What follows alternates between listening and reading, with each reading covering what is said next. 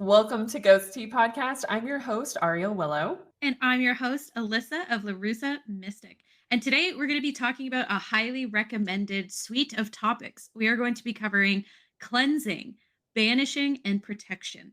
We also want to remind you that everyone has different views on things, and that is okay. We don't ask you to believe what we do. We just want to share what we found in our personal paths with others.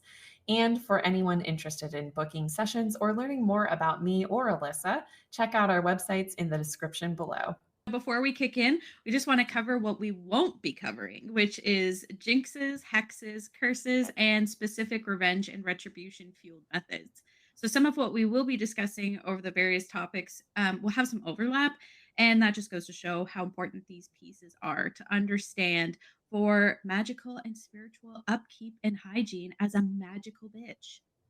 Yes. Oh, this is going to be a long episode, so buckle in because it's It going to will be be. hours, Yes. hours, hours, hours. I also want to mention that Alyssa and I, neither of us practice close practice magic. So this is purely based on our understanding from open practices. Just keep that in mind. I just want to mention that because I think that's really important to Mhm. talk about. All right. So the reason why we have cleansing first is because cleansing kind of washes everything. Like you don't want to set up furniture in a dirty room, right? So Well you kind of put. want to like cleanse the area, cleanse the space, cleanse the person, right? Cleansing doesn't have to really mean that you are clearing out good stuff either. It can be if you want, like just completely starting from a like complete base point, but most people just cleanse to kind of clear out anything that's not theirs in the space or in their energetic field. So I think that's something that's also important to mention is that everybody's going to be doing this from what works for them best. So some of these methods you're going to be like, "Oh, I don't like that method at all." And that doesn't mean you have to use it. You should always be using methods that feel the best to you because the better you feel in when you're doing your practice and when you're doing your intentions and things like that, the better it's going to work for you. If you're trying to do something that just does not feel good, then you're not going to have as good of results. Yep, well said. And I mean, cleansing in a very simple way is just simply the act of removing unwanted energies from a person, place, or object. And really, cleansing is a gentle form of removal, whereas banishing would be a bit more of a forceful tactic, and we actually will be getting into that later.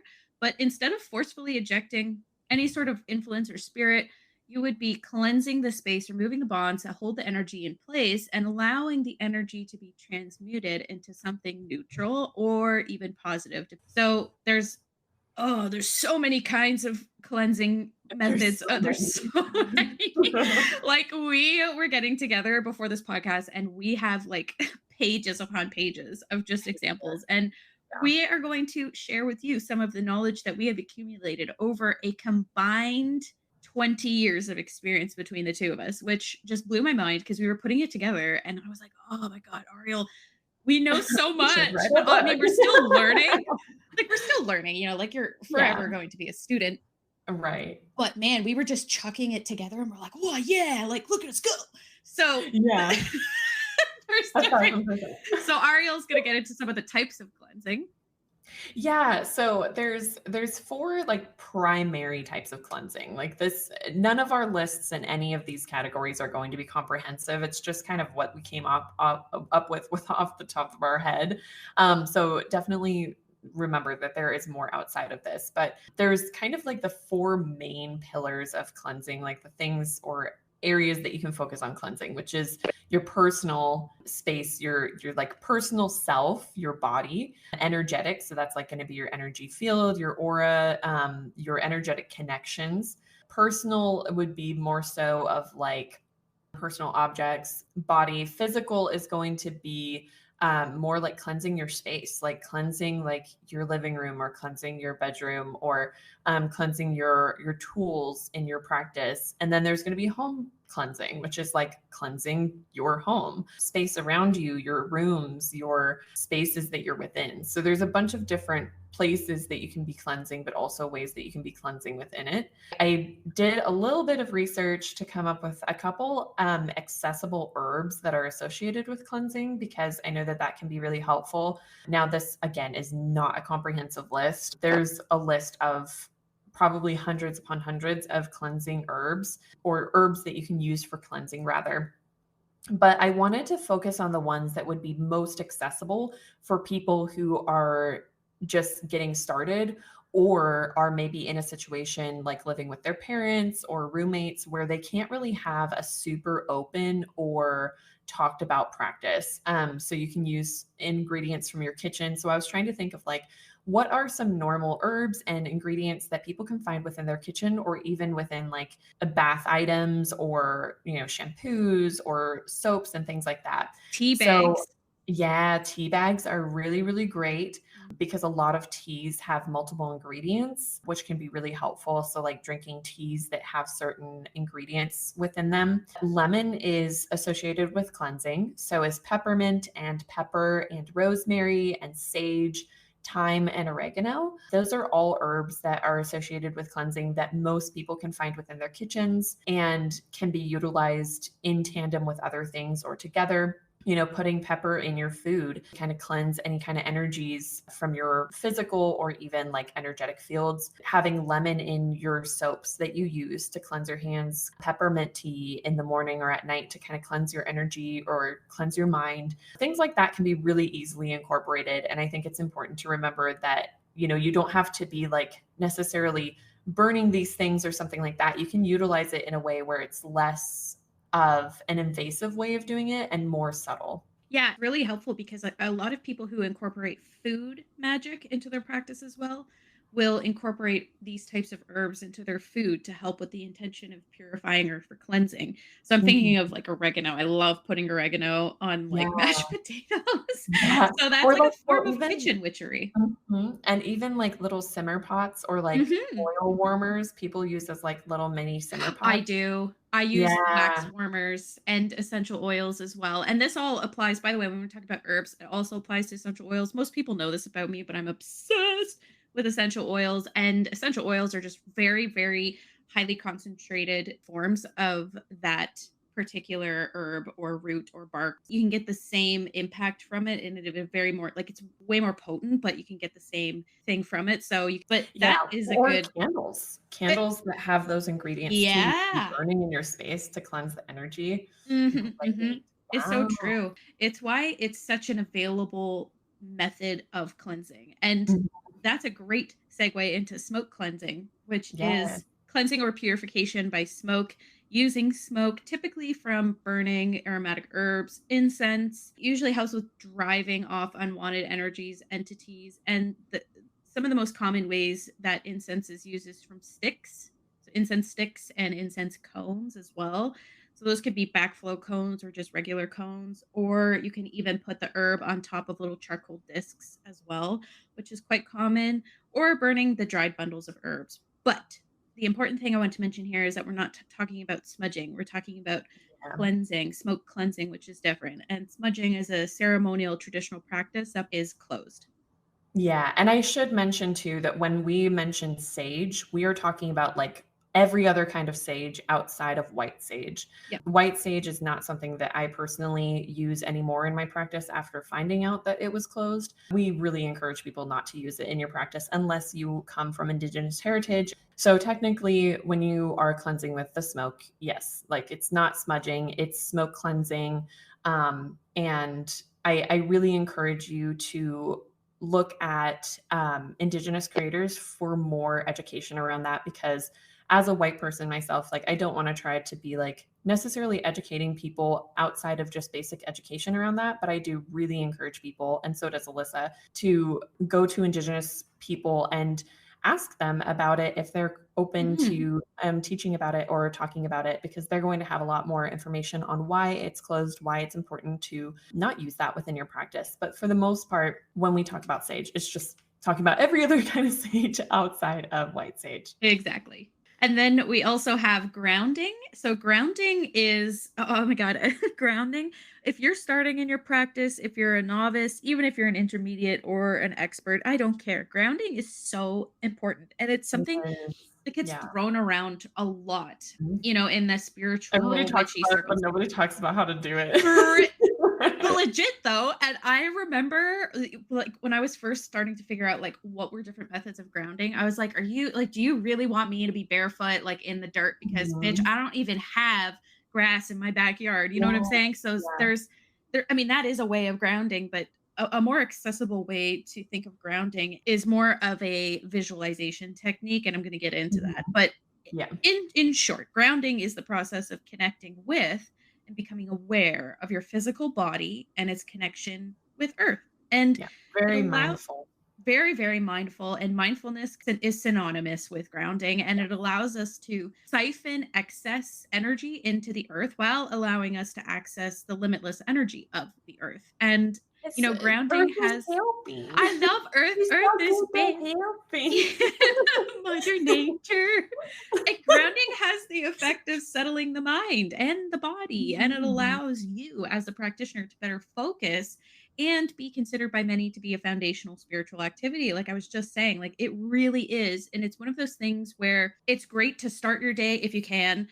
With grounding, end your day with grounding, start your spell work with grounding, and end your spell work with grounding. And it allows you to recuperate any energies that have been lost throughout the day or from, some type of ritual or some type of spell work that you're doing. Mhm. But it's also, again, just connecting you and to earth, and love it. And grounding meditations tend to be quite often a visualization technique. And one of the things that is recommended, and one that I personally use, is this. So you can visualize yourself, whether it's your feet on the ground or your tailbone if you're sitting, has a cord, and the cord, you can visualize this as coming out from the bottom of your feet, or connected to your spine, going into the ground, shooting down into the ground towards the center of the earth. If you even want to envision yourself as a tree or roots, that is also great. And you visualize this cord shooting into the earth. And one of my favorite things to do is not just have the roots stay in the earth, but go down right to the center of the core. Mhm. So picture going right down to the core of the earth, and your roots, your cord wrapping around it for stability and to ground in that way. And that's my favorite visualization technique. Yeah, so grounding for me is I kind of want to touch on this because as someone who tends to be a little bit more starry and sometimes especially in the beginning of my practice I had so much trouble actually finding the ability to ground through like imagining roots. Now I can in my practice, but when I was first beginning, I just couldn't ground that way. It was like impossible. So, what I imagined for a long time in order to ground was actually a metal rod going through the top of my head all the way down through my spine and like out my tailbone and then like just shish kebamming me to the earth. And that was the only way that I could ground because I didn't actually connect to trees or earth energy. And it was really hard for me to ground if I was using natural materials in my head. So that's something to try if you're having a lot of issues with grounding through the visualization of like roots and stuff. Don't be afraid to kind of like try visualizing chains that are like chaining you to the earth or something like that. It can seem like a little bit severe, but if you are imagining it like that with the intention of helping you to stabilize yourself and not restrict yourself, then I don't think it's a problem. But I think it's just important to like mention that because some people like myself were having a lot of trouble with like earth stuff. And like I said, now I can, but in the beginning, it was very hard to ground that way. But another way of cleansing is kind of writing out what's on your mind. Sometimes when we haven't cleansed our energy or when we are kind of gathering all of these energetic things on our body, we can have trouble with releasing those things. And one way to do that is to write everything on your mind, just like mindlessly write it, whether that's handwritten or typing it out on a document and then printing it out, but something where you're getting your thoughts out onto a piece of paper or some sort of material, and then burning it and watching it burn and visualizing that as that burn, it's being released from you. Because in a lot of ways, cleansing is a release. It's some sort of release of energies, whether you're giving it to earth or giving it to the sky or giving it to the fire, whatever it is. It's our way of kind of disconnecting energies as well. Yeah, exactly. And some people would prefer to do this kind of exercise outside because there's some groups of people burning, let's say for example, paper of your thoughts in the home doesn't actually cleanse it because they will see the smoke staying within the confines of the home. So some people will do this exercise outside, and that's also totally an option if you are not able to burn things inside the house. But there's so many other cleansing techniques that are available if you can't burn or you I like can't do to smoke open the cleansing. window so the smoke has a way to get out. Yeah, and like girl, me as a Canadian, like in the middle of winter, you Suburb. bet your ass my windows are frozen the fuck shut. So Mm, I won't be able to open up that window. So sometimes the way I do it is I'm like picturing what I did this past winter season is I would get my little cauldron and I would put like whatever it is I'm burning, whether it's bay leaf or something else, and I would just shove it out on my front step and leave it. I'm like, yeah, I'm not sitting out there watching this shit. I am too damn cold. It is minus 25 degrees. You yeah. best fuck right off. So like, there's ways you can kind of go around it if you want, but that kind of leads into another option, which is sound cleansing. And sound Yeah. cleansing is one of my all-time favorites. And the Yeah. reason I Get like woo out. woo woo like us loud bitches, like I'm here for it. Like sound cleansing is I Or recommend even this to people. music. Like, music is a kind of cleansing too. Totally. It is absolutely a form of cleansing. Absolutely. It is honestly one of the things I recommend to people who are looking to cleanse is, you can use bells. And that's what, you may have heard of the term witches bells. And so I Mhm. have witches bells in my house. I have them hanging from doorknobs and things like that. Same. Yeah, and those are great to put in the entryway of your home or doors that lead outside. So it's essentially a form of sound cleansing when people come in and out of the home. You can also use singing bowls, which I also very much enjoy because they sound Mhm. beautiful. You can also use tuning forks, you can use drumming, and you can use singing, yelling, chanting, clapping, music, like sound cleansing. There's so many options. Yeah, And and that's why it's one of my favorites because the and power it's of the so voice, accessible. Yeah. so is accessible, and the power of the voice, like our voice holds so much power. So, when people come to me and they say, Alyssa, I'm having trouble with getting, some icky, stagnant energies out of my space. And I'm like, have you tried screaming?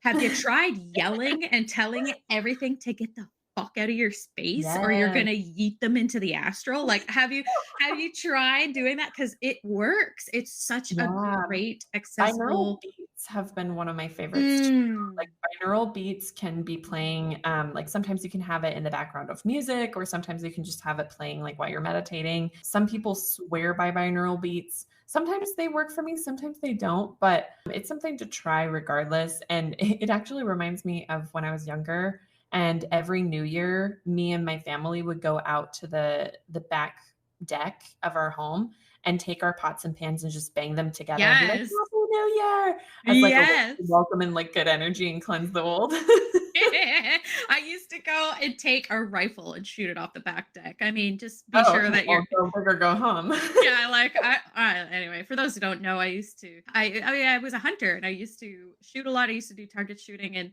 I consider that a fantastic form of sound cleansing.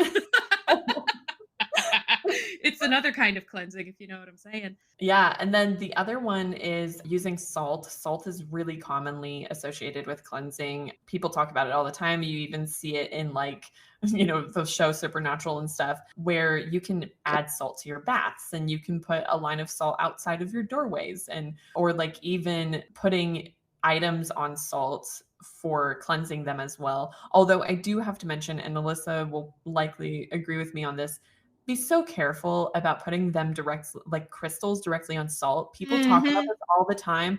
I hate that method, and the reason why is because salt can cause, like, crystallization and deterioration of certain crystals, So it's something I feel like doesn't get talked about enough, because if you are not aware of the crystals and how they interact with other minerals such as salt or even water for that fact, and you leave it on for too long, it can corrode or it can Mhm. start to degrade. Even if it's a polished stone, I wouldn't even recommend it in that sense either. Yeah. However, I don't want to instill a sense of fear in that you can't put it on a bed of salt for, a short period of time. You absolutely can. I just would recommend that you take the time to understand the crystals that you're using and how they may interact with salt and even as well with water, so that if you choose to use a bed of salt, like I do for my pendulums, but I've made sure that the materials that my pendulums are made of would not interact in a negative way with salt over a longer period of time. So I tend to keep them on myself, and this is just me, and you can choose to do what works for you, but I tend to keep them on salt for 3 to 6 hours, 6 hours max. I will not leave it overnight just because I don't feel that it's necessary to do so. But again, you can if it's not a crystal that is one that would be corroded by salt. So important to understand how those two interact if you do decide to do it. And it's kind of no different as well with forms of metal, because if you like pennies, if you think of pennies, you know how like pennies start to look like have that gray. But what the fuck is pennies made out of again? That's copper, I right? think it's well, it traditionally it was copper, but yeah, it's now most of the time like some sort of mixture of material in the Nick. inside and then like a really thin coating of copper. Okay, cool. So yeah, that's an example of one that I probably wouldn't put on a bed of salt for a significant period of time. But anyway, Yeah. all that to be said, it lends itself to another nice segue into another form of cleansing, which is water cleansing. So water cleansing, water is a fantastic way Oh, to I love cleanse. water. I mean, dude, I hope I y'all love shower and wash it. your fucking feet and toes and the inside of your ears and your belly buttons. But if you don't, you should. But if you do, which you should, then you should use that opportunity as a form of water cleansing. I Mhm. believe that every time you take a shower, every time you have a bath, whatever the fuck you do, a combination of both, I don't care, whatever works, that you utilize that time as also a way to energetically cleanse yourself using the water. I mean, you're going to be doing it for hygiene purposes anyway. Why not also have spiritual hygiene at the same time? And Right. another great way that you can use water is to use a cleansing spray. So cleansing sprays are fucking dope.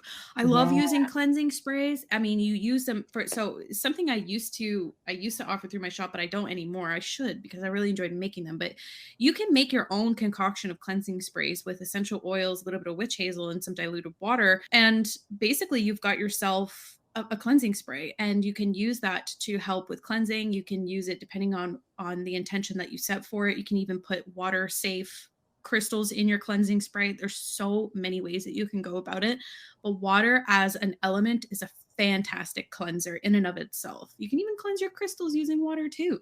So there's just lots of different ways that you can incorporate water.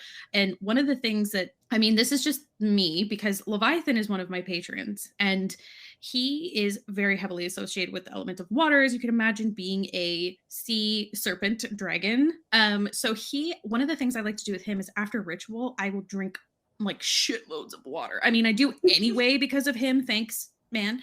But I will drink shitloads of water, and I will consider that like I will envision washing away any energies from me that I don't want anymore after a ritual. So if I'm like Mhm. really, for example, if I'm like really honing in on a specific kind of energy that I just don't want to have with me anymore because I'm preparing to go to bed, instead of like being aware and hyper active, I will picture drinking water and it moving through my system as a cleanser and a purifier. Fucking Yeah. lemon water, bruh. Yeah. Yeah. Hello.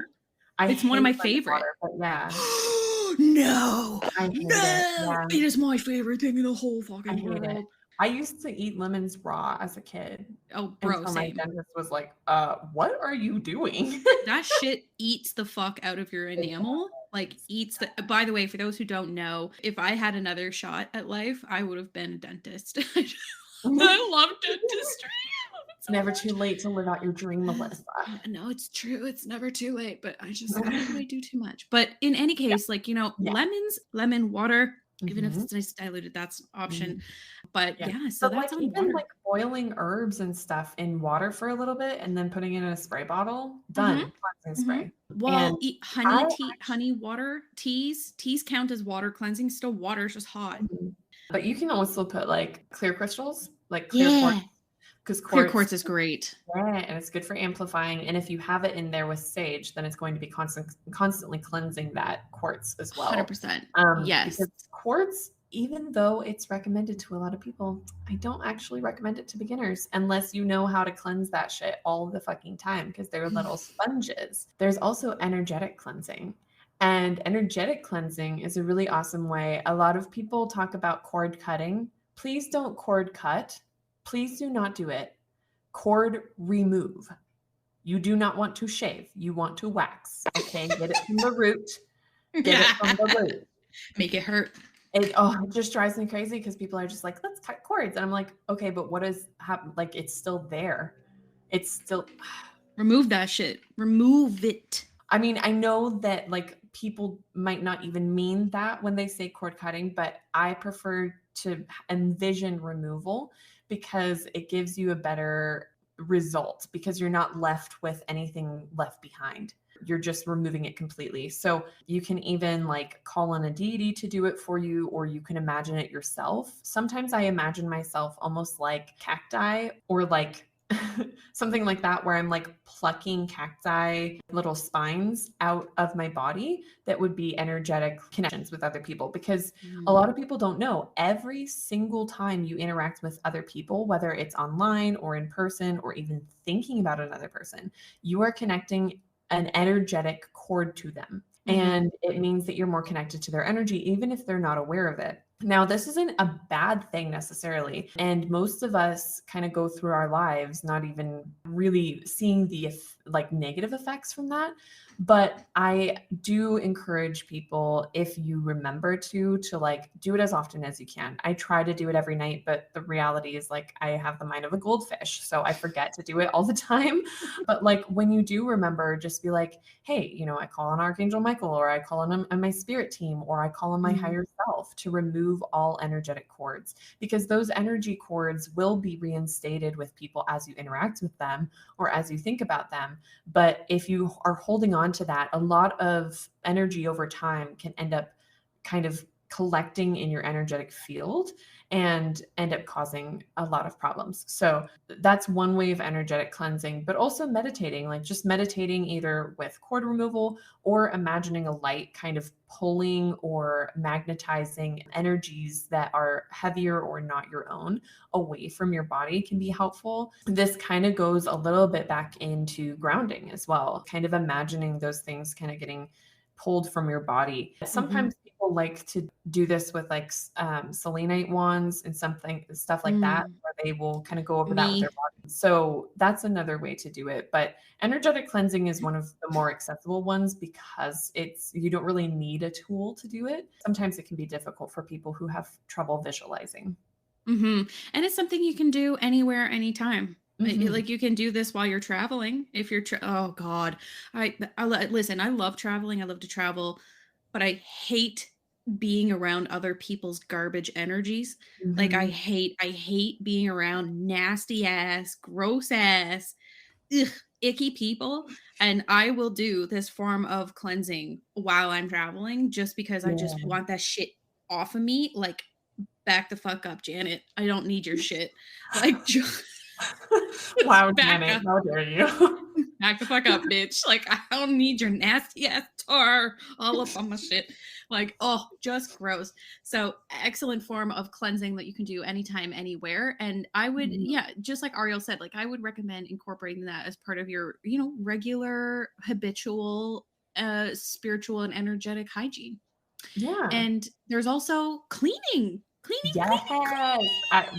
Alyssa and I both have OCD, like Yes. actually diagnosed OCD. Mhm. And Mhm. trust. This is some of Yes. the best ways to cleanse. And I think this is my theory, is that this is why people get a lot of the spring cleaning bug, is Yep. because you start feeling that stagnant energy or that like icky energy in your space and you become more aware of it. Mhm. And you're like, "Oh, time to clean." Like, it's Oh yeah. just like with seeing dust on your items, you're like, "Oh, I need to cleanse that." Ooh. As you're cleansing, like, put protective or, like, cleansing symbols on your cleaning products. Like, I Mhm. usually put, like, protective symbols on my cleaning product bottles, or, like, you can put a little bit of essential oil that is a Mhm. cleansing thing into the spray, or get some that have that in it. Like, I know that lavender is also associated with cleansing. You can get, like, a lavender cleaning spray, a lemon cleaning spray. Mhm. Those can be helpful too, like incorporating those herbs and ingredients as well. This is something I've been using for years. And it's like, you can use this if you want, but I have a mop. So I have like a proper mop with Mm. like a little bucket. I fill it up with sun water and I put a little bit of I don't measure it. I used to, but I just don't give a fuck anymore. But I put a little bit of Florida water in. I put a little bit of lavender, lemon, and I can't remember the third one. It changes depending on my mood. Oh, peppermint. And I put a few drops of that in. And then as I'm mixing it together, I envision like the energy being a nice, like it's a cleansing water, it's a concoction that I've put together and everything has a purpose.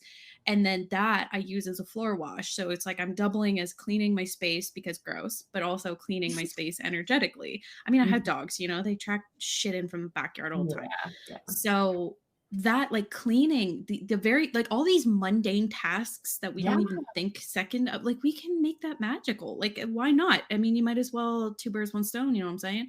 Mhm. So floor washes, yeah, sweeping is a personal favorite. I love to in the summer because I'm not gonna be doing this in the winter. But one of my favorite things to do in the summer is to sweep my front porch before I go to bed. It is just something I love to do. It gets all the dirt and all the leaves off of my front porch and it makes me feel better. I don't know. It just always has worked for me. Or sweeping the inside of your home also. And then also for dusting, you can put, like Ariel was saying, you can put symbols on your duster or you can put a couple drops of essential oil on your duster. Like there's literally like sky's the limit in terms of imagination. Witches are some of the most creative people on the fucking Yeah. planet. I'm telling But you you. can also say like rhymes and stuff while you're cleaning. Like when you're cleaning Mhm. your mirror reflects whatever you put in front of it back to you. So Mhm. like that's you mirroring your energy, your intentions when you look at that mirror. So if you are cleaning your mirror, clean it of any previous intentions, but also put new intentions in there. Do you Mhm. want it to reflect abundance back to you? Do you want it to reflect luck? Do you want it to reflect self love? Do you want it to reflect prosperity and success? Like, really put those intentions into your mirrors because that's reflecting into your space and reflecting back to you. And that's what you're seeing. So, if your mirror is reflecting success, that will be reflected back onto you. And I think that's really beautiful. But It also with your is. windows, like when you're cleaning your windows, calling in energies from the outside, like whenever sunlight comes into my space, it will make it a happy place. Like you can do stuff like that where it's a very simple rhyme, a little kind of thing that you say when you're cleansing it so that it's welcoming that energy in. It And actually reminds me of something that I do that I should recommend if people can. So I do have dogs, but I have trained them not to touch my selenite sticks. So I have put selenite sticks on the windowsill all over, like every windowsill in the house, and I put them at every doorway entrance. And so you can put them on the top lip of each doorway or on the windowsill. And that is an excellent way of cleansing the energy that comes into your home from outside, or even vice Mhm. versa when going out. Because I always think, too, I'm like, Mother Nature's so beautiful. I don't want to be just sending her garbage all the time.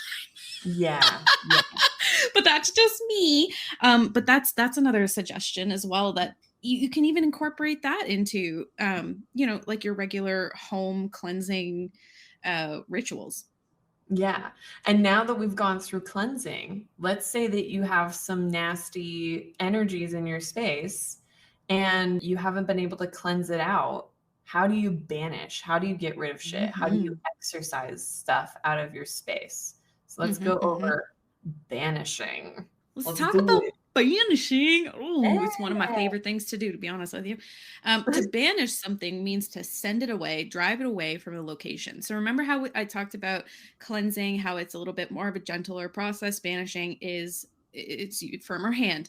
So Mhm. banishment implies that whoever is banished can never return or is no longer welcome. But and that's in a mundane sense, but in a magical banishment, it's a little bit different. Similar in concept, but a little bit different in that it's designed to send something or someone away and also to prevent return from an energetic point of view.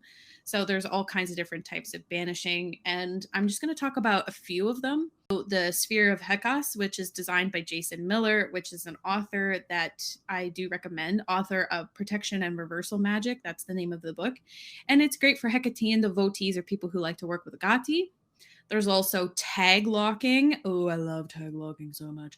Tag lock is oftentimes a matted bunch of wool or hair. So, from a metaphysical point of view, it could be a personal item that creates a link to the target. So, the use of a tag lock in a spell can vary. So, it could be used alone, it could be placed inside a witch's bottle, which is a type of protective physical item that is created by witches that is usually buried in their space or hidden in their space as a protective physical item, or it could be added to a poppet or other representational item of your choice. So an example of a tag lock would be the freezer spell, and that's something that Ariel and I have talked about before. Yeah, I did Either it for on my what? anxiety. Yeah. I was like, "Be gone." But, like, this is a really helpful thing because, like, if this is gonna be helpful if you have a specific person Yes. or something like that that you're wanting to keep out of your space. Like, let's say that there's just, like, someone in your life where you're just like, "I never want My this person to neighbors come over again." fucking hate my neighbors are Um assholes. yeah, so, like, you can, like even if you don't have a physical item of them, which would be ideal, like, a piece of hair or a nail clipping or something like that, where it's, like, a piece of their anatomy. Even an item from their property could work, like a piece of grass from their side of the fence or, some sort of, like, rock from their side of the fence or something like that. It's not as good, but it's something that's tied Yeah. to their energy and that's kind of preventing them from coming over the fence line. So that's something as well. But you can also use their names. It's not going Mhm. to be as tied, but it will be a tie, which is really Yep. just all you need. Yeah, exactly, exactly. And oftentimes when we think of banishing, I don't know why people always assume that it always means it's something negative, but it Yeah, could it also be can positive. be. It Yeah, can it be. can be. It It could is a be. form of baneful magic, but baneful also doesn't have to be a negative thing. Like baneful, in my opinion, is more so of like instead of saying like please leave, you're like pushing someone away while you're saying Mhm. that. You know, it's Mhm. the action behind your intentions and it's like more of a physical like let's distance ourselves kind of thing. There's Um, definitely more oomph and yes. pizzazz in this in this Yes, form. There's a little bit more involved. absolutely. Yeah. And I mean, the freezer spell is one that I really I like as well. It's very easy, it's It's accessible. so easy. Man, you can do it You with can even a do it with literal. credit cards. Dude, yes. Oh my god, yes. And actually that's what a lot of people recommend if you have issues with impulse buying, you could also make that Mhm. into a magical thing. It wouldn't be just keeping it away from your immediate vicinity to so that you don't use it, but also it may stop you from making bad financial decisions, and instead you'd be reversing it where you'd be like, okay, bring in more abundance instead of like impulse buying and having that abundance leave. So Right, yeah, right. there's a lot you can do. But I also wanted to mention this is that binding spells, um because we're talking about banishing here, but I'm going to talk about binding spells. Binding spell is a spell that symbolically ties the target up, restricting their actions, keeping them or it, depending on what you're talking about, could be an entity or a poltergeist or something like that, tied to a different individual, object, place, or situation. So a binding. So one of my favorite ways of using binding is if there's a person who is, particularly an issue for me, like be it a bad neighbor or something like that, I will bind them to their house so that they can come. It works. It works. It fucking works.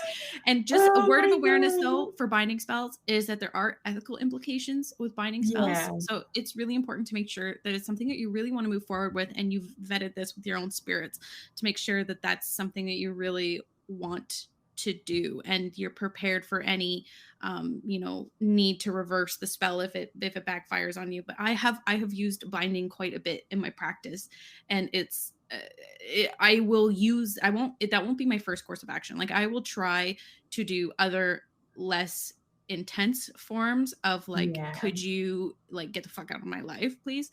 But if I need to, I will do a binding spell. But it this one does fall into, in a lot of ways, into the sort of baneful category, but it doesn't always have to come from a place of vengeance or retribution. Right, It right. could come Sometimes from a it's just like, I need to like keep you from hurting yourself, but yes. also me.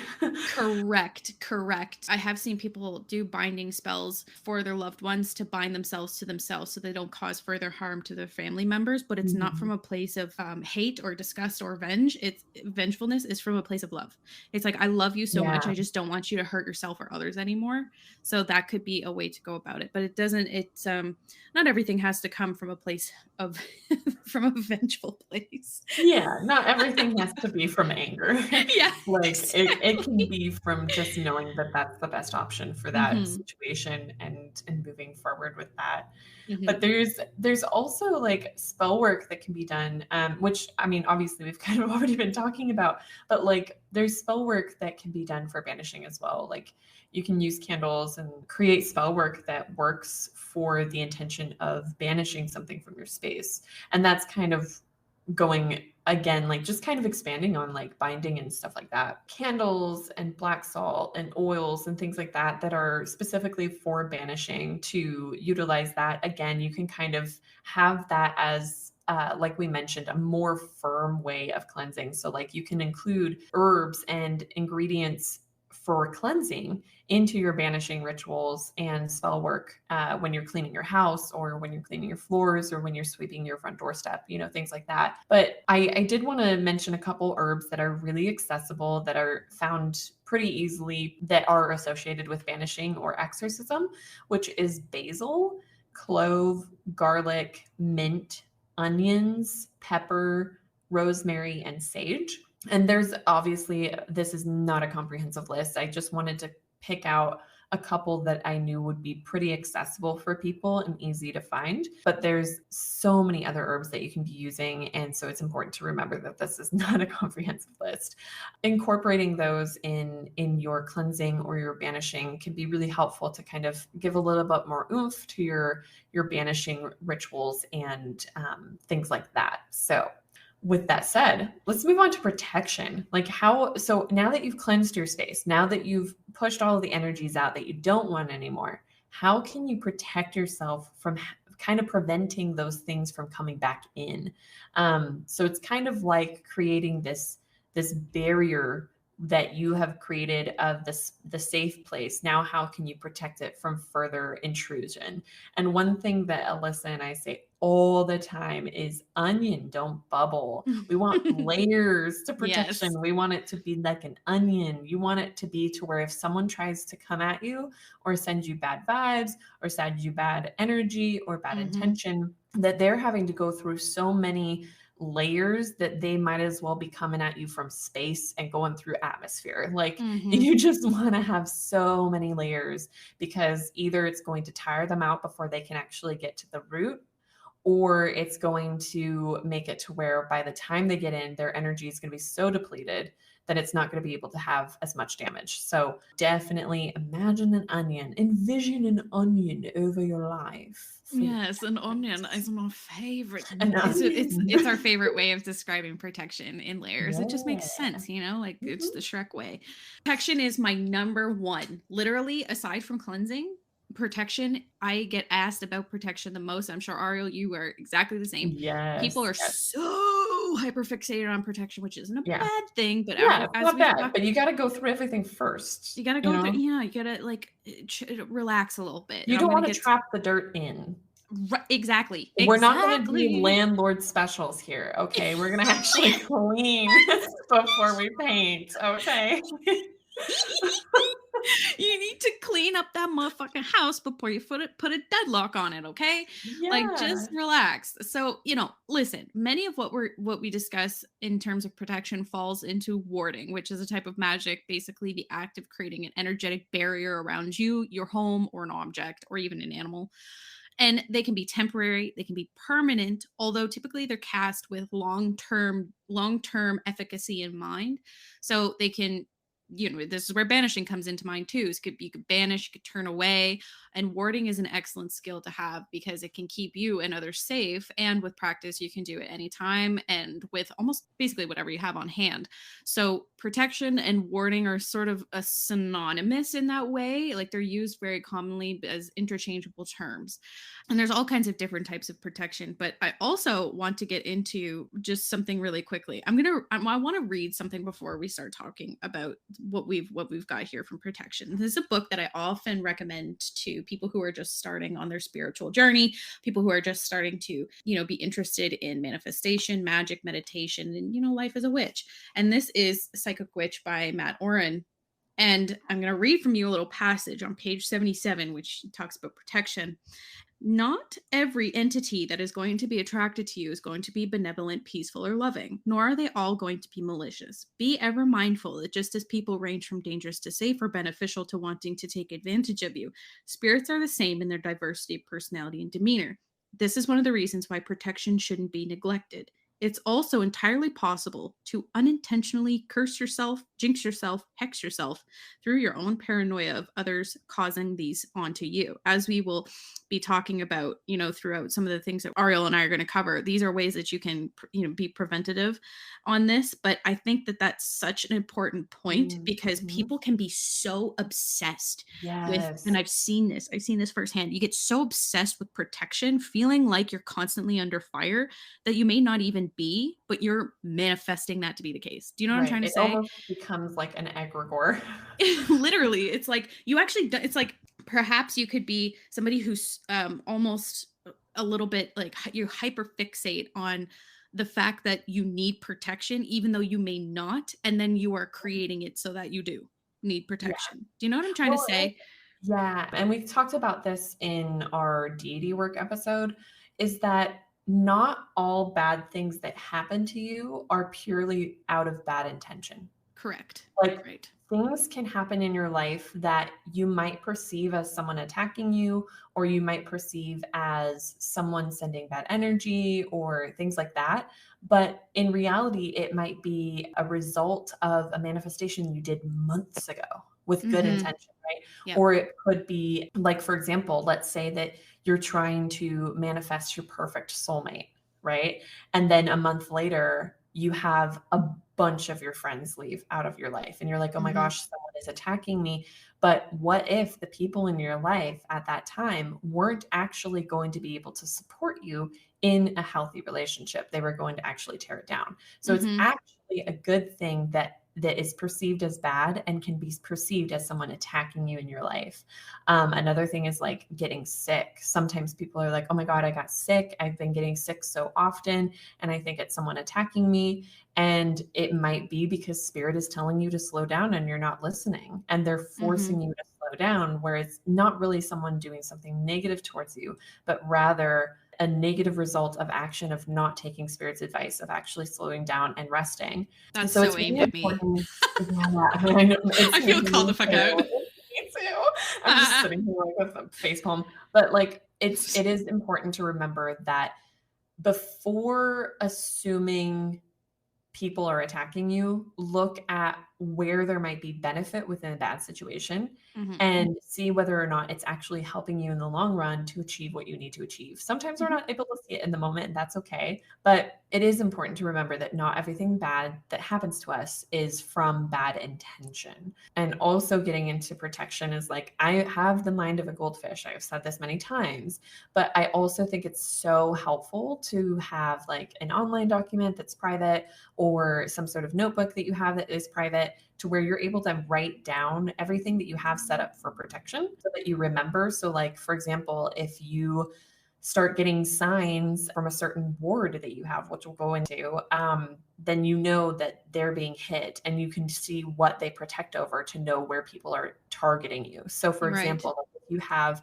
a ward that you set up to give you signs of like a cardinal bird or something when they're getting attacked, then you can know, oh, well, they look over my business. So I know someone's attacking my business. And it can give Mhm. us a lot more insight rather than just being like, oh, I'm getting attacked. You can know specifically where it's coming from and what it's being directed towards. And writing that down can be so, so Super helpful. helpful. Yep. And because then you're not forgetting. Because I know I would forget. And I just think that's 100%. something Same. that is really helpful to remember. I have too much shit going on. I have to remember Pokemon I stats. know. Well, God that damn. and well, that and, like, having layers upon layers of protection, you Yeah, there's a wanna lot. remember, you wanna remember which items in your home are set up as wards. You wanna Mhm. remember certain intentions or certain things that you've put into your space. It's just really important to remember that. But, yeah, so, okay. This So is you know a what? Now long list, right. just a heads up. It is, but we're again, I mean, this isn't comprehend we're not covering everything that exists in the Yeah. world. We're just covering some If of we the were, ones we would be here for literally ever. like Just yeah, forever. exactly. And now that we know how to cleanse our energy, it's perfect time to know how to shield yourself Mhm. so that you can find confidence and security and basically the foundational practice of shielding and all the different ways to be able to alter that shield to be appropriate for what you're doing is really what we're trying to show you is that there's many different ways that you can do it, Yeah. and hopefully we will cover something that you may not have thought of, or it will give you inspiration to consider exploring a different form of protection. Yeah, because you So might hear some of these and be like, "Oh, I don't like that at all, that yeah, sucks."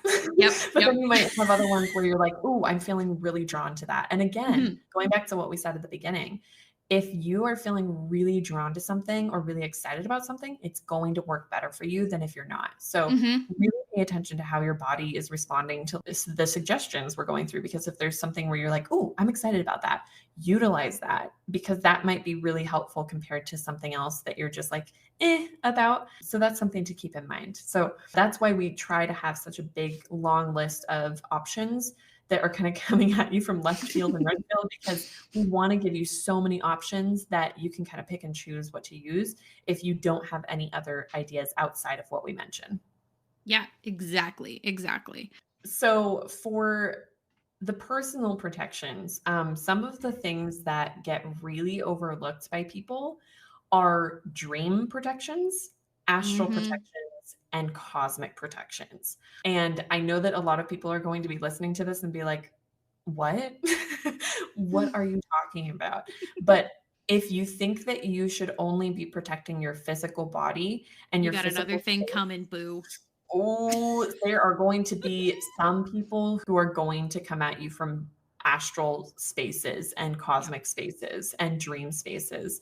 So, protecting yourself in a way where you can be protected in those places as well is really, really Yes. important. Even if you just have a couple things of protection there and not just a comprehensive list, something is going to be really helpful. So, Yep. the way that I sometimes recommend for people to set up dream and astral and cosmic protections, because they're all kind of in the same realm, essentially. You're going to be mostly setting up the astral and cosmic protections from a more meditative space. That tends to be the easiest way to do that.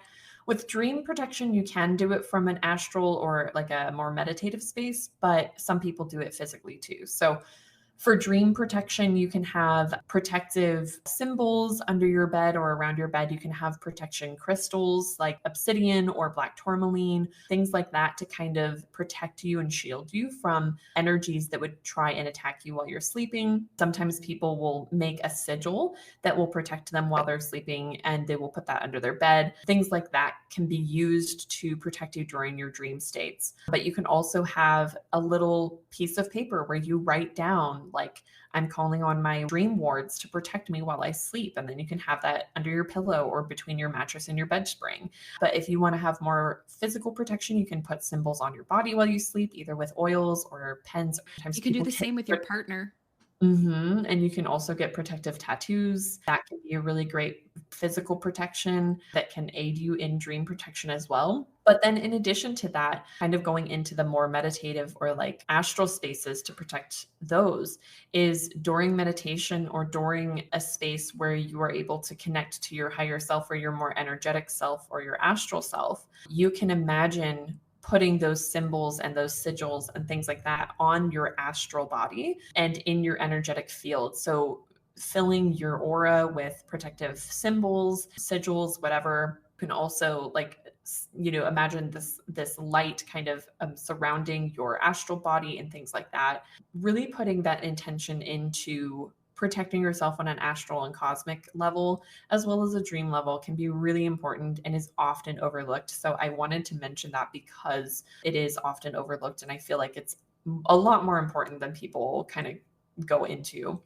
Yeah, I agree. I absolutely agree. Sometimes if I feel like my dreams are not coming from a place of my subconscious and it starts to feel like perhaps this is something else at play, and you can also do divination to find this stuff out too. Yeah, yeah. Then I'll be like, okay, we need to up our dream protection a little bit. Maybe I need to call on my astral wards to be like, hey, Right, right.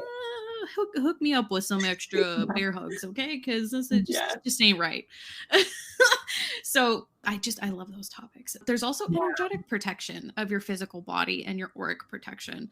And so this comes down to some visualization techniques on, you can envision an energetic shield around yourself and around your home and around your loved ones, your pets, your cars, anywhere that extends to somewhere that is a space that is yours or it is someone that you care about. So again, this comes into layers. So, for example, Mhm. you can have a bubble around yourself, a bubble around your loved one, a bubble around both of you, right? Mhm. So, two bubbles in that bubble, and then a bubble inside where it's your whole ass house, and then your pets have their own. And so, there's just no limit to how you can visualize those protection. And it doesn't always have to be white or blue light, it could be black, it could be whatever you want. But typically, it's being mindful of where do you spend a lot of your time, and a lot of people tend to forget about their car, and that's why I always recommend having protection for your car as well, because you spend a lot of time, assuming you spend a lot of time in your car, which I used to, not as much now, but I used to spend hours upon hours a week in my car,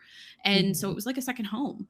So why would you not protect that the way you would your home? And then another option is protection baths. So, like we talked about, cleansing baths, you can be drawing baths that have the intention of protection. So, you could be doing a meditative protection session in your bathtub where you could be going to the astral, and you would have that protection for your physical self and then also for your astral self. Like, again, you can be as involved or as simple with this as you want.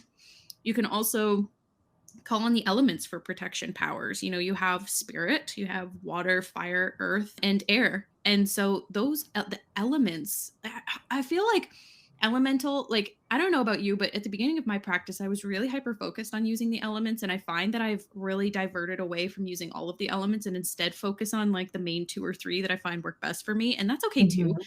You don't have to Yeah, use yeah. all of them. It's whichever ones that you are really connected to. So for me, earth is my number one. That's my homeboy. Like, Mhm. hello, baby. Like, me and you, it's gorgeous.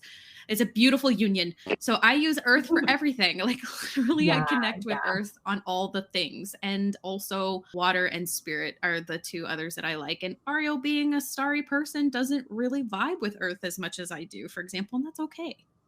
Yeah, I really like to use water, and I find that water and fire, as well as spirit, tends to be my go-to. In addition to like cosmic energy, I really, really love Hmm. calling in like starry energy to assist me with stuff. That just tends to Planetary, be, planetary. yeah. I love Yes, yes.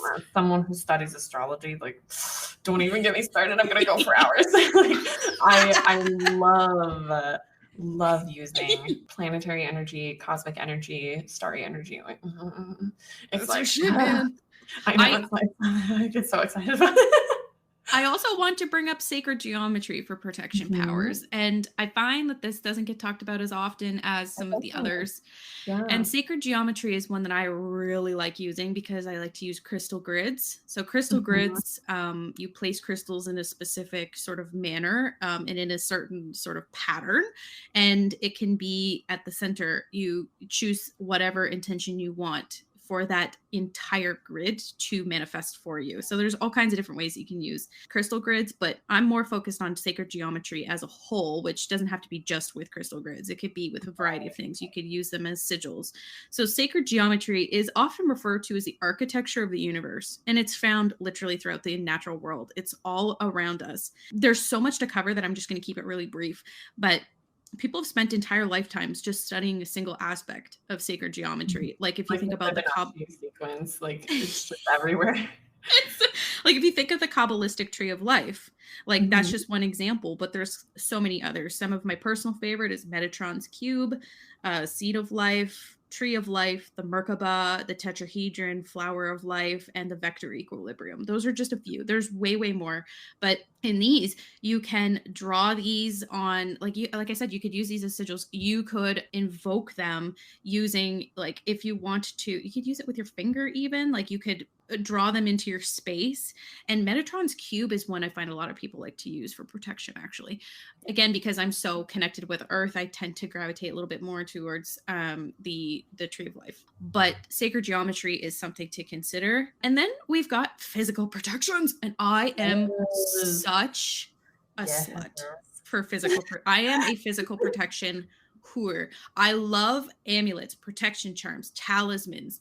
Like I just like, that's my jam, dude. Like I've got this shit. Can you go through the difference between amulets, charms, and talismans? Because a lot of people don't know the difference, and I think it's really important to mention. There's the physical protections like amulets, protection charms, and talismans. And the difference is that charms, almost anything can be used as a lucky charm, right? And it's simply used to attract good luck. Whereas amulets are worn for protection, and they're believed to have the power to ward off negative energy, negative spirits, or even illnesses. Whereas talismans are used to attract something specific to the owner, and it has to be consecrated and charged with magical intention and power by the person who's wearing it and preparing it in order to fulfill them with the specific power and energy of their intended use. Okay, so a talisman would only really have power if you were like, it has the power that you put into it. Yes. Whereas like charms are just like generally known to have certain powers. Well, you could make a charm, make anything into a lucky charm. You could have a lucky pen. You could have a lucky, like a lucky ring or whatever. But here's the thing with talismans, like if I have a talisman that works for me and you put it on, it's not going to work for you because I made it for me. And it's intended to give me what I'm looking to get from it. So I charge it, and I basically consecrate and charge it with the powers that I'm looking for it to have. Whereas amulets can be used, I see amulets as something that I could give to somebody. I could make it and I could give it to somebody and it would still have the same use. So like the evil eye is an amulet. Right. That works for anybody. So I could have the evil eye amulet. Like I sell those in my shop. Like I've charged them and everything, but they work in and of themselves as a symbol, as an amulet. Right. So whereas like if you gave someone a locket that you've programmed to protect you, then that would be more as a talisman. Right. It's not going to do shit for them because it's not meant for them. Right. So, but then a charm is literally what you can make anything a charm. So hopefully that gives a better sort of idea of the difference between amulets, charms, and talismans. I know it can be confusing. It can be, and that's why I kind of wanted to go over the difference, because it's really hard to tell the difference when people just kind of like throw the terms out there, but they don't really explain them. Exactly. So yeah. So and amulets, by the way, often traditionally are pieces of jewelry, and talismans are often pieces of jewelry too. So that's why it's probably confusing. Gotcha. But we also have other protection symbols. We have, the pentagram. That's a common one. We've got the Eye of Horus. We've got the Ankh. We've got Thor's hammer. We've got triple knot, triple spiral, the Triskelion, triple moon, and even the Christian cross is still a protection symbol and is often used by people who practice folk magic practitioners. And then, of course, we also have runes. Yeah, I wanted to go over the Algiz rune really quick because I know that this is something that has kind of been mentioned. And as someone who's still studying Norse paganism. I wasn't even aware of this until I started studying it. And it's the Algiz rune. And Algiz represents protection. It represents like our shields. It can represent like our spirit team, our guardians, things like that. But it's often used, unfortunately, by Neo-Volkish Norse pagans. And Neo-Volkish, it's not a group that you want to associate with. Now, I found this out, but after I got the Algiz rune tattooed on my body, it's just something that you want to be mindful about using. It's not to say you shouldn't use it, but just be aware that if you're using it, that's something that you should be aware of. Look at the context around it. Are they showing other anti-Semitic or other things that would indicate that they're maybe not part of a great group? So that's just something to mention, because I think that's really important. Runes are such a beautiful tool to use, and I do encourage people to utilize runes because they're really amazing within divination and within magic. But I do think it's important to still remember that there are anti-Semitic associations with certain ones, and to be aware of them so that when we are using them and when we're talking about them with other people, then we can be aware of those and not be, blindsided or unaware. So just something to look into and something to research and read about and understand before kind of openly just kind of putting it everywhere. So And for listener to Algiz and Elaz, or the symbol, if you're looking to kind of envision what it looks like, it's like a Y, but the center line goes in the middle. So it's like yeah, it kind of three looks like a lines. little tree. Yeah, it looks like a little tree. It looks like a little tiny It's tree. so cute, so cool. A little tree. But yeah, it's like a Y with 3 prongs rather than Yeah. 2. And you can look it up. It's spelled Algiz. So if you want to look it up online, you can look it up there. But there's a couple different anti-Semitic symbols within Norse paganism, unfortunately, that were not commonly traditionally assumed with that. But I just want to mention that. And since we're not really getting into Norse mythology or Norse paganism, I won't go into that. But that's just something that I wanted to mention because of the association that it has with protection. It's important. So then we also have home protection, protecting your home space. Yes. Yeah. So one of the things that Ariel has mentioned a few times is naming your home and or your space to Yeah. protect it. Yeah. Which is I've so smart. I've named my home, and one day I just went into my living room and I was like, apartment, and they were like, yeah. I was like, this is your name now. And they were like, okay. And then I just wrote on a little note. I wrote on 4 notes their name and what they're going to protect against. And then I put it in the 4 corners of my home. That's awesome. With a sigil. That's fantastic. And because essentially to have the most effect on a space or a person, you have to know their name. So if you name your space, it's not making it impossible for someone to send negative energy your way, but it's making it harder. And that's the purpose. Yeah. So naming your space can be really helpful, even if it's just you naming your room. Like if you still live with your parents or something, naming your room or naming your room in your roommate's house or something, that can also be helpful. It still applies because that is your home space. So don't be afraid to name your space. My car has a name too. I love naming my cars. I have never not had a named car.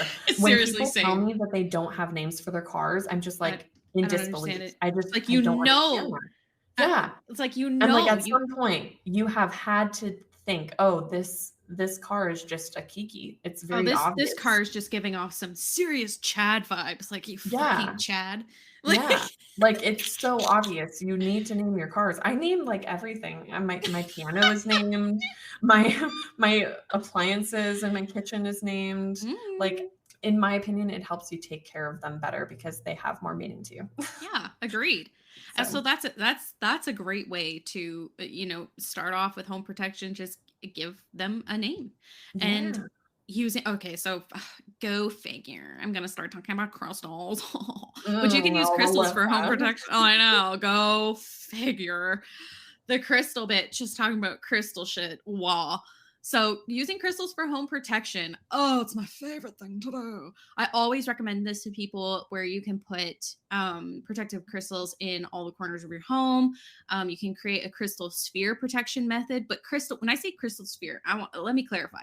If you don't have access to crystals, rocks are perfect. Rocks are just a conglomerate of different crystals. Like a rock isn't Mhm. any less powerful than a crystal. And in some spheres, some people think rocks are even more powerful because they're so mixed. And I do not have an opinion one way or the other because I think it really depends on what you're trying to do with them. So I don't make the generalization of one being better than the other. I think it's dependent on the purpose of it. But the crystal sphere protection method, you can use that literally as you put crystals within your home and then create like a literal energetic sphere using those crystals. Or you can even do it on the outside of your home around the perimeter of your house where you can just get rocks, specific rocks. Like you don't have to use crystals. You can just get rocks and put them around the border of your property and do the same thing. And some of the ones that I would recommend as far as crystals are concerned would be obsidian. And we did talk about obsidian before, but that's often, a go-to protection stone.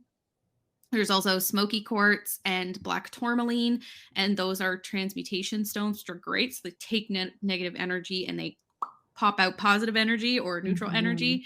We Yeah, also have smoky quartz is not talked about enough. It I is am such a great obsessed. stone. I never shut the fuck up about It's smoky so quartz. good. It's I so good. I have it everywhere. I It's love smoky amazing. quartz so much.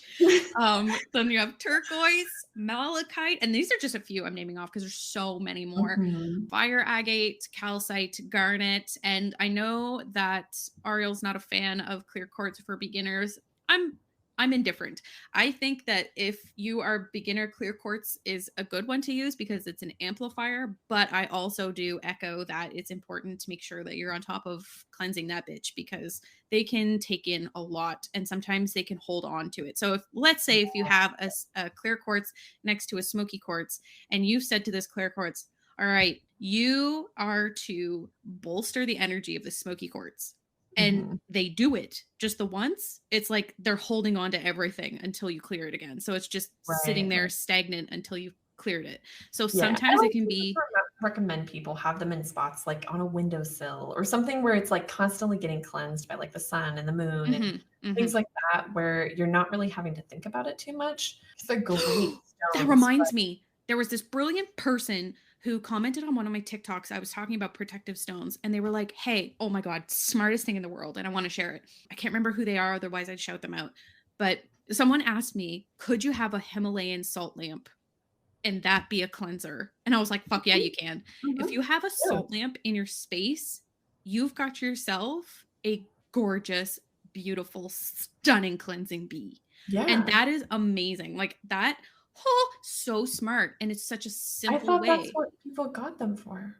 Dude, no. I got it because it was What? fucking pretty. Oh my gosh! I didn't even think I was like, yeah, Himalayan salt, like, duh, it's a cleanser. But like it's typically considered to, yes, like charge up your space and cleanse your space. But somebody asked me specifically for the crystals in your space, though. Not just the space, but the crystals in your Oh, space gotcha, too. okay, And I was like, okay. yeah, of Yeah. course. Of No, I think I thought course. about it for crystals, but I've used it for, like, protection of my space a lot, and I Yeah. was like, "Alyssa, there's no way you haven't." I like seriously, right? And I was like, it's so obvious that like Mhm. I totally spaced. Yeah. But yeah, it was so No, smart. yeah. No, that is so smart, and I also really love that you mentioned fire agate because fire agate is one of the primary stones that I recommend to people who, have children in school because it's a Mhm. great, like, bounce back stone. Like, anything that's sent to your kids will be bounced back to those bullies, and Mhm. it's yeah, I love those stone suggestions, they're amazing, Yeah, it's just and a few of them. I mean, there's so many more than that, but I say calcite, and that's kind of like a broad term because there's all kinds of different kinds of calcite. Mhm. But calcite in general, I think is a great option, and it's a very accessible option. Calcites are some of the most accessible, easily found minerals on the planet, other than quartz. Well, I would say probably on par with quartz, but I don't know for sure on that one. But calcite and quartz are easy to find. Yeah, yeah, and they're not too expensive either, which No, is great. no. And then we also have herbs, of course, we're gonna go through protective herbs, Yes, which yes. obviously, again, this is not a comprehensive list. I have a little list, well, a long list of a lot of really accessible ingredients that you can utilize for protection. So a couple that are protection herbs are aloe. Aloe can be found in so many lotions like aloe vera. You can have an aloe vera plant in your space. You can drink aloe juice, which I'm not really a fan of, but like you can use aloe lotions, things like that to protect you throughout the day. Ash is also considered protective. There's basil, there's bay leaves, there's beans, which actually mentioning this, Alyssa and I were talking about this earlier, which I want her to talk about because Yes. she was the one that mentioned it, but beans. Beans, beans, and beans. So beans reminded me of black-eyed peas. So they're also called, I think they're also called cow peas or something like that. But black-eyed peas. So the reason why I'm mentioning this is because on TikTok, it's always TikTok. It's TikTok always it's always TikTok. TikTok had a video that went really, really viral, and it was somebody who was suggesting that you fill a jar up with black-eyed peas and oil and use that as a protective method. But Mhm. I believe that comes from a closed practice. So the reason why I'm bringing it up is because if you see a method, if you hear of a method and you're not sure where it comes from, and just do your due diligence in finding out to make sure that is accessible to you, and that you would not be appropriating from a closed practice or a practice that is not available to you.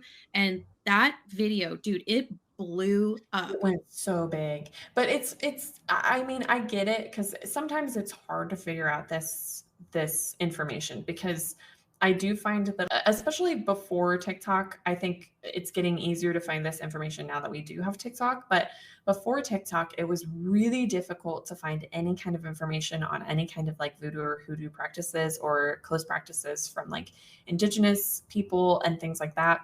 And it's becoming easier to find out which practices are and aren't closed. Whereas before, unless you know the right book to get or something like that, sometimes it was really hard to find that information. If you find out something in your practice is closed and you're actually like not appropriately using it, you just have to stop. Just Yep. find another method to use. Like I've said many times, I used to use white sage. It's not something that I'm proud of, but at the time I just absolutely was not aware that Yep. it was something that was closed. And what matters is that when you do find out and you are educated that it is closed, that you stop. And that's Yep. really all that matters. So if you happen to have a jar of oil and beans by your door, it's okay, but you can just set up different protections and Mhm. instead of using that one. But Yeah. beans Beans. are considered protective. Blackberries and blueberries are also considered protective. So, like, you can use blackberry or blueberry jam on toast in the morning as a protective thing. Cinnamon is really well known to be protective and also great for bringing in success and love and things like that. Cloves, which, oh, cloves are Clove. smells so good. Love clove. Yeah, cloves are protective as well as clover. So, like a lot of people have clover growing in their yards. You can ask the clovers to protect your property if they grow on your property. Coconut is protective. So, you can use like coconut based, like coconut milk products or things like that in your coffee or in your food as a protective thing. Cotton is protective. So, like if you have a cotton shirt Mm, as protection, nice. eucalyptus, garlic, grains, grass is also protective. You can ask the grass to protect your property. Lavender, lettuce, mint, mustard, olive. So, like olive oils, you can just put a little bit of olive oil on your hands if you need to cleanse your energy really quick. Part of my Hellenic polytheist practice, it will Yeah, say. yeah. Onions, pepper, raspberries, rice, rosemary, sage, tomato, wintergreen, chew on some wintergreen gum, and witch hazel, which a lot of people use witch hazel, including myself, as a toner. So you can use it to cleanse energies after your face, but protect from energy coming in. But also, Alyssa mentioned it earlier, putting in a spray. So that's also protective. So that's something to keep in mind as well. Yes. So those are, of course, a few of them. There's so many more. So Oh, many there's so more. many more. Well, and There's probably actually, more herbs for protection than there is for like cleansing or banishing. Like there's there's so so many. well, and So actually, too, we will be putting various different book recommendations as well in the description for Mhm. people if you would like to learn about more herbs from some books that we suggest. So that will be in the description. But there is also for protection is spellcrafting, which we have literally been talking about Yeah, this whole those time. those are just kind of Yeah. coexisting in our conversation. It's But yeah, hard to parse all of these things out as separate topics when they are it is. interconnected, you know. Yeah. But from a spell crafting point of view, you can conduct spells that yourself. And the thing with spells is always recommend that people create their own. And this is the beauty of witchcraft is Yeah. that It it can be it you intimidating, but it's so important. is I know. And like it's great. Like you can pick up grimoires, you can pick up books of spells and stuff, but I always recommend it, when you feel that you're ready to start taking off with your practice and starting to create your own spells is to have fun with it. Always have fun Mhm. with it, but Yeah. also make it your Make it your own. own. Yes. Yes. That was a We're moment that I'm so glad we caught. I'm just wow. that makes me so happy. We Make are it your definitely own. besties. I know, man. We're always on the same goddamn wavelength. It's outrageous. It's outrageous.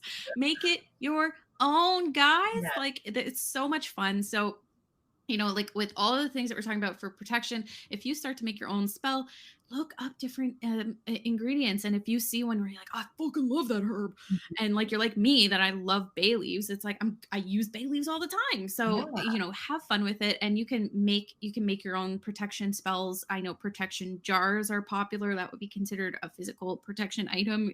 I have those around my house too. They're great. Or you can also just buy protective spells from other practitioners if you want. There's people who do protection spells. There's people who do banishing spells and things like that. It doesn't always have to come from you if you feel like it's outside of your comfort zone. But spell crafting, I think, is important to mention just in general, even though we do touch on it.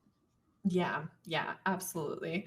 And okay, this is a really exciting topic that I'm very, very excited with getting It's my is favorite. wards, which is Yes. spelled WARD, ward, Yeah. because a lot of people are like, what are you saying? What It's is a ward? ward. Yes. Warding. Ward. So a ward is like a guardian of your space. So like think of gargoyles are seen as wards. So you can see Gargoyles. like gargoyles at the corners or above like churches and stuff. They're essentially a kind of guardian. It doesn't have to actually be a creature or a spirit necessarily, but it's the energy of an item or some sort of thing that you're calling on to protect your space. I have so many wards and I love Samesies. them. I love them. I love them. And I actually didn't even know how to utilize words until recently in my practice. And I can tell you that it makes a huge difference, Yeah, it an does. absolute huge difference. Because before it was me doing all the work, whereas words kind of take over for you. Like they're kind of like they're your little helpers. They Yeah, do the do you work help for us? you. They're just like, okay, what do I do? What is They're my your job? little army. Yeah, and then you're like, "Okay, here, do this," and they're like, "Okay, bye," and they'll do it for you. It's adorable. Like, I love I it. I love it so much. Wards as far as, guardians can take many forms. They could be spirits, they could be your ancestors, they could be a physical item like we were talking about. You could program a crystal to be a ward. Okay, this is my favorite one to recommend because I feel like people forget that their plants can help, but your plants can be a Yes. ward, Yeah. people. One Have thing your that I beautiful do plant yeah, babies. yeah, normal plants. Like Um, cactus are and it's also great. a lot easier to tell whether or not you're getting hit too by a plant because you can see when it's, like, withering or something or Oh, dude, struggling, dude, and let it me can I'm be gonna a tell you a great story. way. Yeah, go I for it. had I had a plant baby that I had as my ward. And I'm going to tell you the process of elimination is how I figured out that it was actually getting hit and it wasn't something else was because I had this beautiful plant and it was so good. It's beautiful. It was so bountiful and gorgeous. And I loved her so much. And she was, I mean, RIP, she's gone now. But Oh, I had her as a ward and she was starting to brown so badly. And I was like, okay, fuck, like maybe I'm giving her too much sunlight exposure, maybe I'm overwatering her. So I checked in with her energy, and she's like, I'm not doing good. And I was like, okay, God, I have to help you. So I tried, moving locations, changing up the watering, and making sure that I was covering all those sort of mundane bases first. I also sprayed her with neem oil, which is NEEM, which is very, very helpful to spray on plants, make sure that they're not being, to help with warding off infestations like little bugs and stuff that can cause, your plants to die, or browning of plants. Anyway, nothing. And it just kept getting worse and worse and worse. And then I figured out, okay, this ward is taking hits. So I then found out who it was coming from, and where it was coming from. It turns out this person actually didn't realize that they were sending me so much garbage. They're actually a good friend of mine. Oh no. So, but they, they weren't meaning to. It was, they were new on their path, and they didn't know what they were doing, which is fine. My poor ward, she's gone now, but it's a great example of how it's helpful to have a ward that you can see sometimes, where you're just like going about your day. Like I was playing with my dogs, and I looked up and I was like, oh my God, you look horrible. And so God, you look awful. So it's our plants, our home plant babies can be wards for us if you want them to, and oftentimes they're happy to do so. Yeah, and I do think it's a great time to mention too that like a lot of people will see flies and gnats as a sign that you're having like nasty energy in your space. If you have plants, gnats are essentially inevitable. Like they I don't will know if I happen. would go And so I far as just, to say that. yeah, Yeah. I don't really like to use that as an indicator simply because it's so common that I feel like it can kind of cause more anxiety than is Mm-hmm. needed or is necessary. Yeah. Yeah. Because I think that if you have, this is why it's really nice to have specific signs that you have your wards send you Yeah. when they're being hit. So like, yes, with plants, like try to see about helping them out, but don't take it as an immediate thing of like, oh my God, I'm getting hit. It Yeah. can be, but I think there should be other signs that are happening too. And this is why I also like to have multiple wards for the same thing. So Yeah. for example, like for a business, you can have like plants, and then you can have like a crystal in your space, and then you can have like a jar, right? So Mm-hmm. maybe checking in with the jar a lot, and maybe the jar is starting to mold, and then maybe the plant is starting to go, and then the crystal is like turning a weird color. Like that can be an indication that someone is definitely sending it to your business, but also an indication that all three, why would they all three have issues all at the same time? Yeah. But you can also have the more like living wards, like the creatures and stuff like that send you signs. Like, if you're getting hit, send me a red cardinal. Like send me red cardinals if you're getting hit, so that you can start seeing those signs and knowing that they're getting hit without having to like necessarily always check in with meditation, which is a good thing to do regardless, but sometimes we forget. But another thing that this leads me to is please do not make your siblings, your parents, anybody in your life that is a physical person, or your animals wards for you. Oh God, no. No, no, no, I no.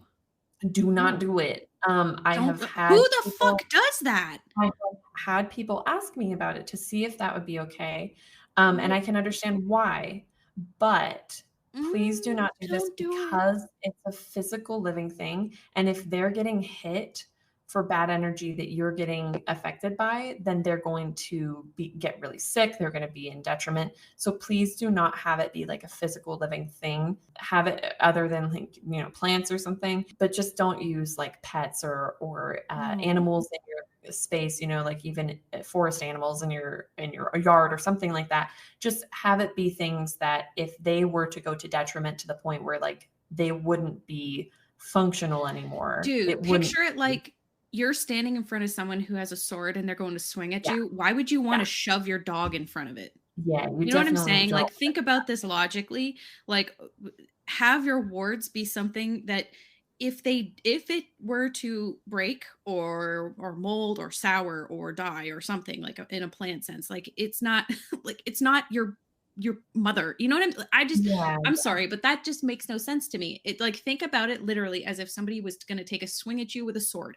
You're not going to grab your little sister. I hope not, and put you in between. Like be mindful of what you're setting up as your wards. I mean, why not ask for the items that you would already be using, like crystals or herbs or something like that? Like why not ask them? I mean, oh geez, be mindful about, you know, who you're enrolling into it. And I always ask permission too. Like I'm like, hey, do you Yeah. want to Yeah. be a ward? Like I don't just make them Right. Right. a ward. I'm like, would you like to be a ward? And most of the time it's a yes. I mean, that's why I suggested cactus, and cactus are great plants and they're always willing to be protective. And if you grow herbs in your own home, that's great. I mean, you could use rosemary, you could use garlic, and aloe is another great one, and mandrake, lemongrass, sunflower.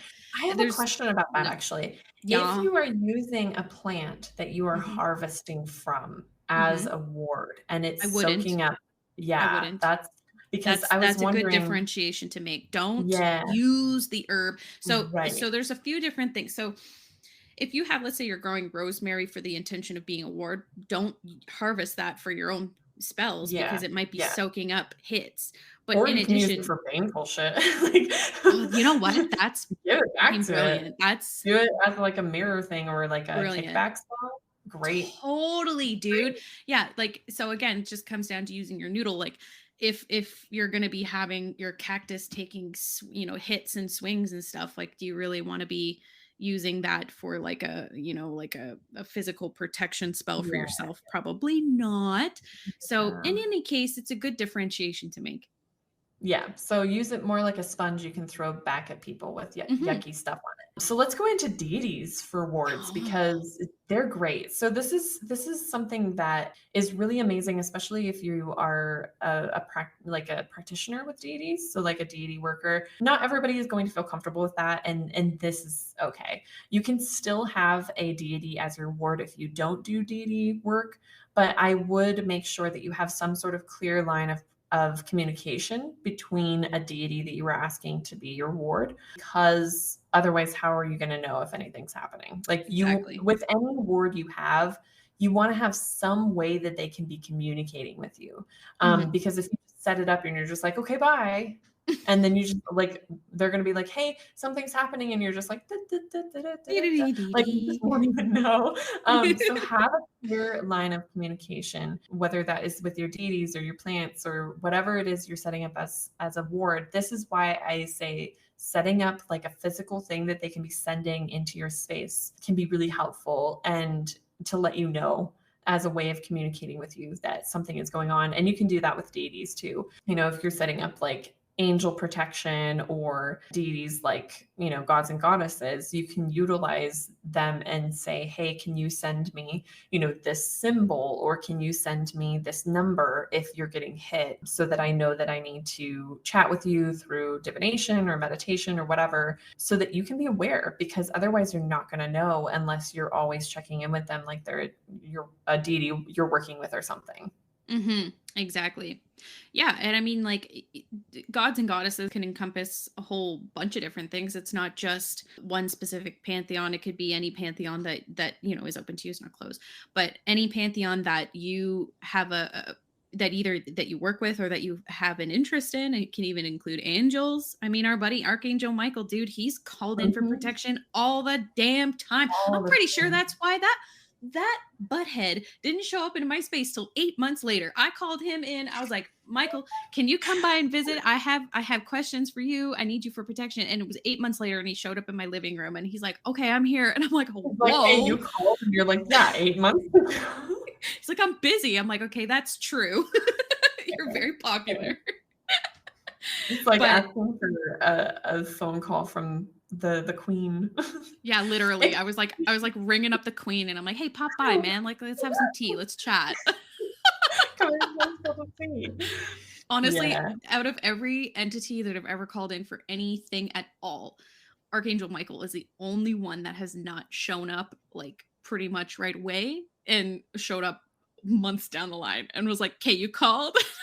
Yeah. dude. Well, another thing that is important to mention, which we have mentioned a lot of times in our conversation now, is utilize something that you feel called to utilize. If you're Yeah. not vibing with angels, don't use angels. Yeah. Just because Yeah. they're commonly associated with protection doesn't mean that you're going to actually really connect to them. If you connect more with the Celtic pantheon or the Greek pantheon or infernals, like utilize that energy to be wards for your space. Don't utilize something that you're not going to feel attached to energetically, because that is going to be important for how well and effective it is for you. Yeah, exactly. And I mean, be sure to ask them that they're Yeah, okay with being your ward. absolutely. Like, I Don't just wouldn't. be like, "Hey, Lucifer, you're my ward now." No, you Yeah, gotta good talk luck. to them. You're gonna Good talk luck to with them, that. okay? But I Talk to mean, the wards it's no first. secret. I'm a Hellenic polytheist. I vibe with the Greek pantheon. That's my area. So I'll give you some examples of some popular protection deities from the Greek pantheon. If you feel like calling some of them in or one of them in to help you out, if you do connect in.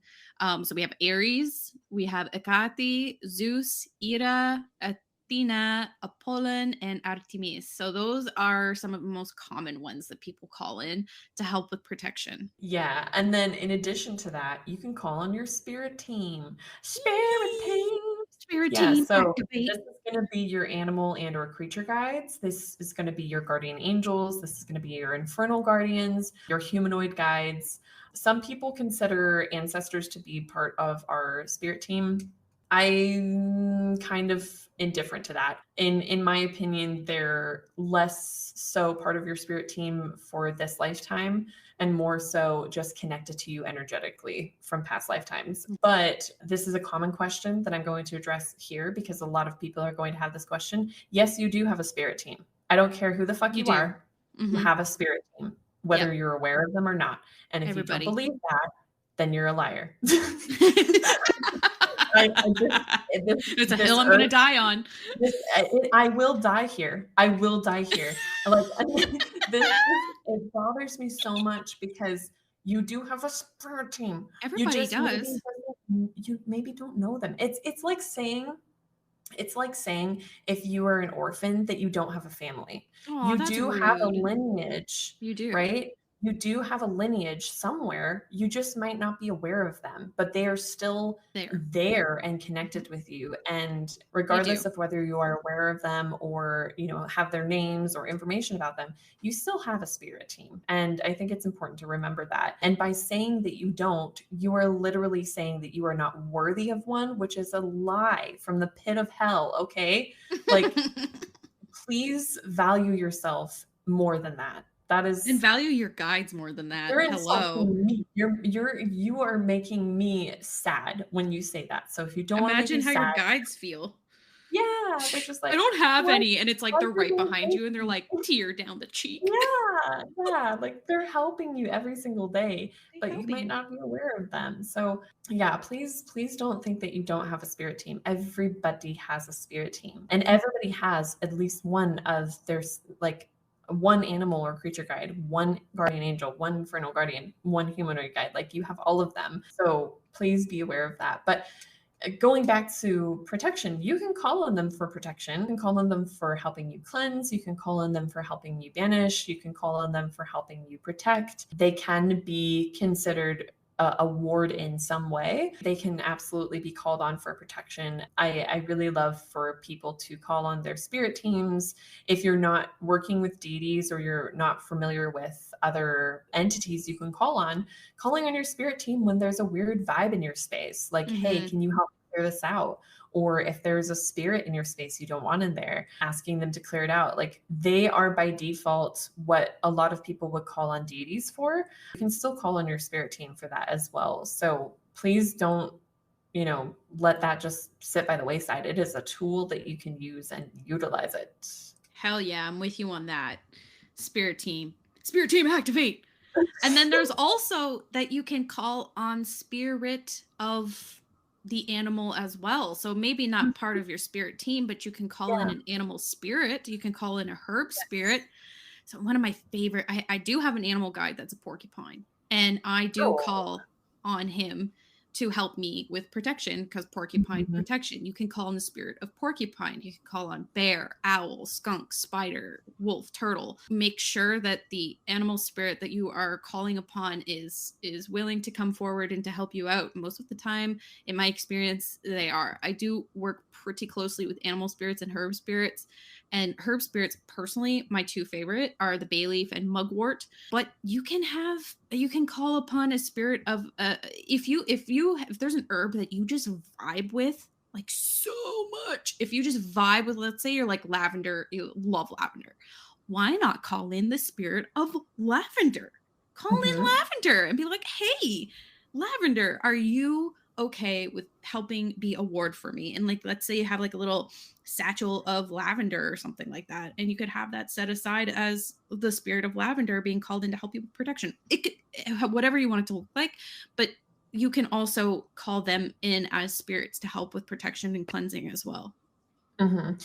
I think this is a really good place to also mention any kind of deities or wards for you. They will defend you on your behalf, but they will not attack on your command. I Mm-hmm. think that is very important to mention. They are not your pawns, they are your helpers, they are your guardians. And I think it's important to remember that, especially with deities and Especially, things like yeah. that, they have their own mind. They are not something that you have created yourself, and they help you out of the kindness of their non-physical hearts. Like they help you because they choose to, not because you force them to. Yep. And honestly, if you're forcing them to, like, please don't talk to me. Good luck. Yeah. Good luck with that. But also, another thing that I want to mention, since we mentioned mugwort, is if you are using mugwort, smoking it, drinking it, please see what kind of interactions it can have with medications. It can have fatal, as in like dying interactions with some medications. So please be careful about using mugwort. I know it's a really common herb, but a lot of people don't talk about that, and it should be talked about as well. In addition to that, being aware that it can affect hormonal birth control. So if you're using it and you're not trying to get pregnant, be careful Well, this is because why anytime, like when I'm talking about herbs, oh God, like I wish people did a little bit more cross referencing with this. If you're talking about herbs, don't just pick up herbs on like books on metaphysical books on what the herbs help with and what they correspond yeah, with, but also that's why people who study herbal, like literally study this shit. If you take the time to look into the herbs that you are ingesting, like you should be doing that anyway, like especially if you're ingesting something or smoking mhm, something, like mhm, hello, you are literally putting this into your body. Check to make sure that it doesn't even have to be just mugwort's an important one to mention because it's popular, but also any herb at all.